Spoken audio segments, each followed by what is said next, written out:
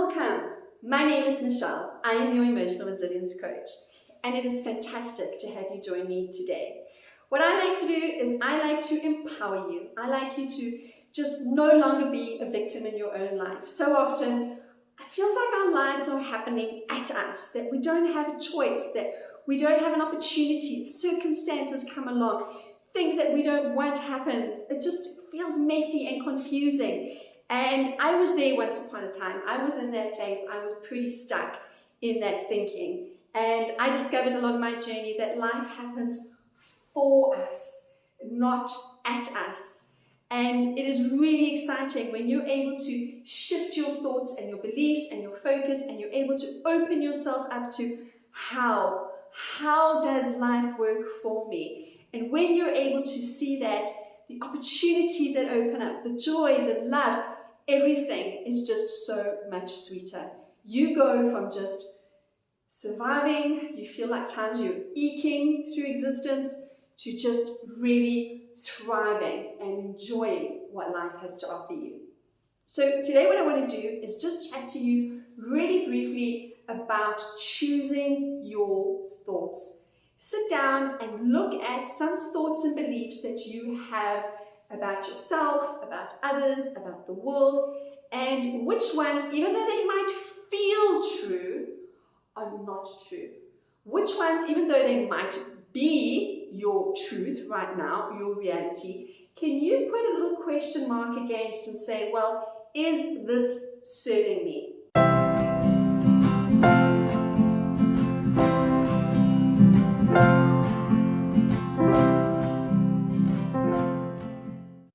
Now, I have a client, he said to me once, Michelle, I hate that. It makes me feel like I'm selfish.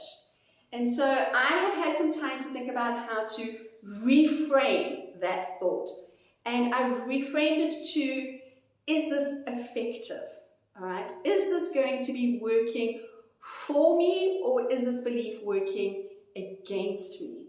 And what I mean by that is so often we get hyped up in being right, in justice and things going properly and fairness. We kind of, again, that's a thought where we struggle sometimes, where we believe that, you know, the world has to be fair and we decide what that fairness looks like, what that justice looks like.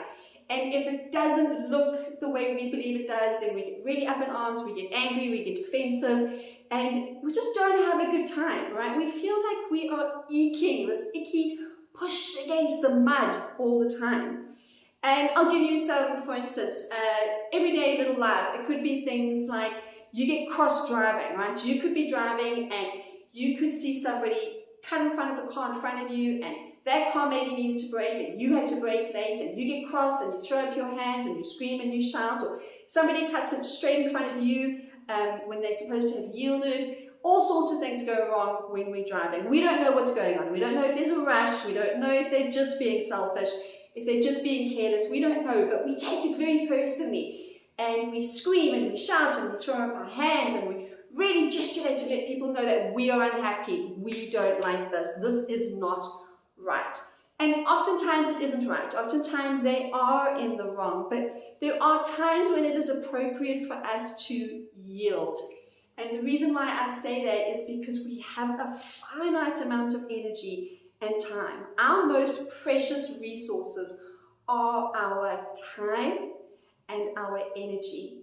And if we are going to be reserved on that, we're going to pick our battles.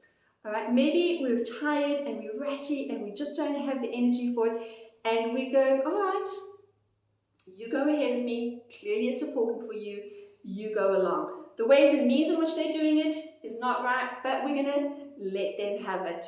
Go ahead. If we get angry, if we get impassioned, we could increase the chances of there being an accident, of there being some sort of mayhem, right?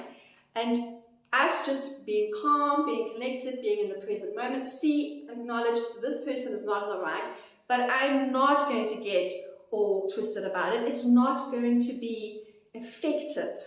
I'm not going to get anywhere with it. It's not going to serve him. It's not going to serve me. It's not going to serve the situation. In fact, if anything, it could make the situation a whole lot worse. Now we can extend this to perhaps you have been invited somewhere. Maybe there's a wedding or a birthday party or anniversary, some sort of celebration that you want to go to. But there's a family member there that you're not so hot on, and they're just going to make it unpleasant, and they're just going to roll their eyes at you, and they're going to whisper about you, and they're going to be mean, and they're going to be unkind, and they're not going to show up in the great way. Maybe they're just surly and grumpy and just a little bit of a spoil sport, you know. They don't enjoy the fun and the festivities. They're there, but they're a little bit miserable, and you feel like they're kind of dampened, and you think, oh, do I really want to go? These are things that you get to think about and decide where you are at. What is going to be most effective for you? What is going to serve you at this time? If you are feeling strong emotionally, mentally, health-wise, and you're able to just put boundaries in, love them from a distance, and go and enjoy yourself and be in the moment and have the experience and make those memories and be aware, again, a thought that it's not about you. You don't know what they're going through. We don't know the war that they're having within their own heads. But you're here, you're showing up, and you are enjoying life.